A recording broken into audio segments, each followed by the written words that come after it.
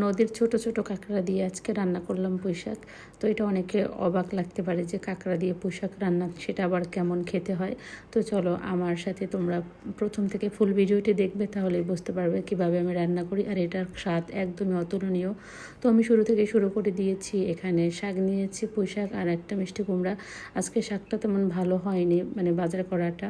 আর মিষ্টি কুমড়াটা মিষ্টি ছিল, আর মিষ্টি কুমড়াটা একদম টাটকা, একদম আধা পাকা ছিল, পুরো পাকা ছিল না। তো শাকটাকে বেছে নিয়েছি। তারপর এখানে একটা আলু দিয়েছি।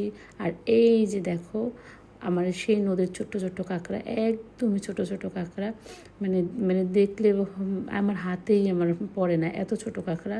তো এই কাঁকড়াগুলো দিয়ে আজকে আমি মূলত রান্না করব। আর এই কাঁকড়াগুলো একদম নদীর কাঁকড়া, এর কোনো চাষি না। তো এইরকম সাদা সাদা কাঁকড়াটা হচ্ছে চাষিও পাওয়া যায়। তো এগুলো হচ্ছে কি নদীতে যে জোয়ার ওঠে বছরে দুইবার, জ্যৈষ্ঠ মাসে আর আষাঢ় মাসে, তখন হচ্ছে এইগুলা মানে জোয়ারে মানে নদীর পাশে উঠে থাকে। তখন ওই জেলেরা ছোটো ছোটো ওই কাঁকড়াগুলো ধরে নিয়ে তারপরে মানে মানুষের কাছে বিক্রি করে। তো আমরা এখানে 1/2 কেজির মতো এনেছিলাম। তো এখানে আমি রান্না করব এখন। বাগারের জন্য দিয়ে দিয়েছি সাদা তেল, আর দিয়ে দিচ্ছি রাঁধুনি। আর রাঁধুনি দিয়ে আমরা সবসময় শাক খাই, তাইলে অনেক স্বাদ লাগে। তো এখানে আমি কিন্তু একটা আলু দিয়েছি আর মিষ্টি কুমড়া দিয়েছি। আলুটা একটু বড় হয়ে গেছে, সবজিটা কাটা অসুবিধা নেই, সিদ্ধ হয়ে গেছিলো পরে, যেহেতু আমি খাওয়ার পরে ভয়েস দিয়েছি। বেশি কিছু লাগে না। আর কাঁকড়া দিয়ে রান্না করলে একদমই সহজ রান্না। তোমার জিরে দিয়েছি, তেল আর হচ্ছে লবণ, আর বাগারে দিয়ে দেব হচ্ছে কাঁকড়ার ঘিলো। ওইটা ছাড়া তো মানে আমার পুঁই শাক রান্নাটা অসম্পূর্ণ হয়ে যাবে। তো আমি এখানে আস্ত মরিচ দিয়েছি 4-5টা, ওটা আমি গলিয়ে খাবো, কারণ আমি আমার মেয়েকে খাওয়াবো। আর আমার মেয়ে একদমই ঝাল খেতে পারে না।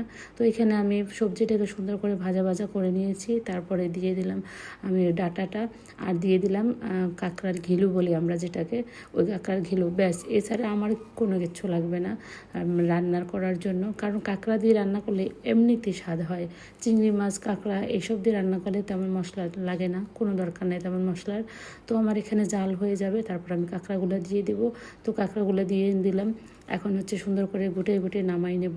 আর নামানোর আগে আমি শাকটা দিয়ে দেবো। আর শাক অলরেডি আমার সবজিটা হয়ে গেছে, শাকটা দিয়ে আমি জাস্ট 5 মিনিট রান্না করব।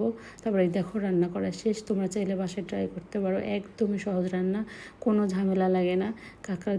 কাঁকড়া দিয়ে পুঁই শাক অসাধারণ লাগে খেতে, অসাধারণ। আমার তো ভীষণ ভালো লাগে। তো তোমরাও চাইলে ট্রাই করতে পারো পুঁই শাক রান্না। টাটা, এই পর্যন্ত সবার।